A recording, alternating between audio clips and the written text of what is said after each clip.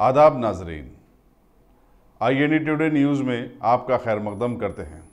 आइए देखते हैं ये तफसीलात। हैदराबाद के महकमे पुलिस ने वैलेंटाइन डे के खास मौके पर शहर के सभी शोहरत याफ्ता पार्क्स पर कड़े हिफाजती इक़दाम लगाए। इसके बावजूद रोज़मर्रा के मुकाबिल सभी पार्क्स में आवाम की आमद-ओ-रफ्त नहीं के बराबर देखी गई, जबकि पुलिस का पहरा मुतनाज़िया बन जाने वाली तंजीम बजरंग दल के कारकुनों पर लगा हुआ था।